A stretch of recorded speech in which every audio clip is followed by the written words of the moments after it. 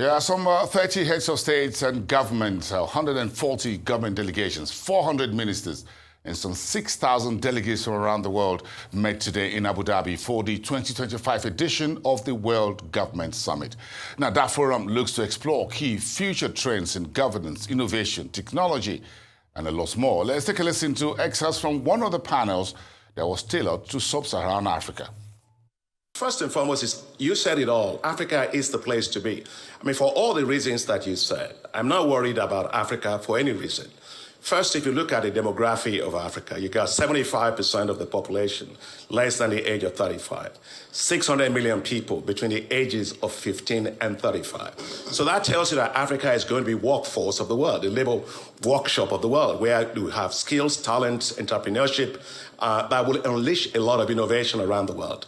Secondly, you were just talking about the issue of agriculture. Look, to feed the world, 9.5 billion people, 10 billion people by 2050, that's not going to come from anywhere in Asia. It's not going to come from Latin America or US or Canada or anywhere in the world, or China, by the way. It's going to come with Africa. Now, take a look at the energy transition in the world, what you were just mentioning, whether it is lithium-ion batteries, whether it is electric vehicles, whether it's platinum, whether it's copper, whether it's graphite, whether it's any of this lithium-ion, all is in Africa. So what Africa actually does with these resources will shape the future of the world that we are talking about. So I am not worried at all about Africa. In fact, I am excited about Africa. And what I want to say is to take a look at a continent with the Africa Continental Free Trade Area, the population that we have of 1.4, almost 1.5 billion people, a market size of $3.4 trillion. So what we have to do is trade among ourselves, build infrastructure, integrate our financial markets, our stock exchanges, and of course have the right policies, macroeconomic and fiscal policies that attract investment. In fact, for the investors that are here, what I want to say is if you're not investing in Africa, actually, I'm going to ask you, where are you investing in? Look, the fact of the matter is Africa is going to be critical for the world. You were talking about the new changes, in the world. Yes, of course. President Trump was elected by the American people to develop America, and he's going to do a great job at it. I have no doubt about it. But my role, our job in Africa, is to market Africa's opportunities. And I'm sure that everybody around the world recognizes these dynamics. Africa is too critical not to be looked at, and Africa is not going to beg its way into development. Africa is going to trade and invest its way into development. I have no doubt that Africa will be the lighthouse for the world under any circumstance. At the UAE, you have $65 billion a year that's actually going from UAE to Africa, much higher than other parts of the Gulf countries. I think Saudi Arabia does about $25 billion, Qatar probably about $7.8 billion. So UAE is very, very important. But this point I want to make, because there are a lot of investors here. You hear a lot of things about Africa in terms of risk. Well, look, you walk across the street, it's a risk. You eat food, it's a risk. Africa's risk is not different from any part of the world. It's a risk-return world. We actually asked Moody's Analytics to look at the risk profile of Africa, of investments in infrastructure over the last 14 years. Guess what they found, Eleni? They found that the rate of loss in Africa is 1.7%. That in Latin America was about 13%. The one in Eastern Europe was more about 10%. In Western Asia, it was about 4.5%. So Africa is less riskier than any other part of the world. When we speak about risk, it's a language that we also use. We speak about the youth bulge, we speak about resource curse. We can change the language often to reflect the opportunities and the realities on the ground, and which is why this panel is so important, because we can speak about the new economic revolution from our perspective. The progress we've seen in Sierra Leone has been largely driven by the kind of leadership that we have. His Excellency President Julius Maada Bio has made it a point to invest in human capital. So the reforms that we have seen in education, the reforms that we've seen in gender, the reforms that we've seen in good governance have all slowly been adding up, and you can see the dividends beginning to pay off quite quickly. One of the most critical things that we've done is we've focused on inclusion and impact.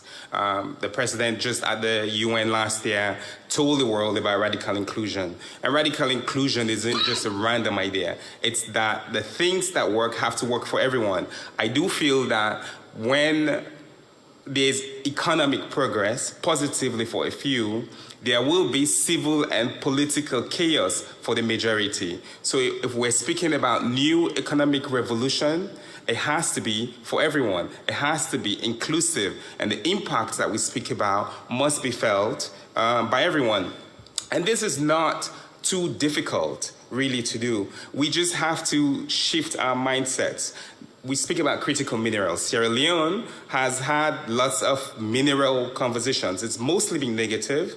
But in cabinet recently, one of the things that His Excellency is trying to have us do is to think about what I call consensus concessions. It's so easy to speak about concessions from any one of these countries or from private sector that is 100 years, lots of waivers, employees coming from abroad, everything gets shipped out. That's not consensus. Bad deals, by the way, which turned things into a curse, and I think where people talk about that, so to break away from that is to stop signing bad deals. And I think what leverage do you have to say, listen, no, we can't do it at this rate? I think leadership and inclusion comes back. Look, we sign, the Minister of Finance is here, we sign, we sit, we bring these agreements in. If we think about, we said investment, if we think about not just pennies, but the people and the planet, then the deals and the agreements we sign with our conscience will work for the people, will bring economic value for everyone, for the investor, for the government, and the people who are there. And here's an example. Sierra Leone has, I think, 1/4 of the world's deposits of rutile. Foreign companies have been mining rutile since the 1900s.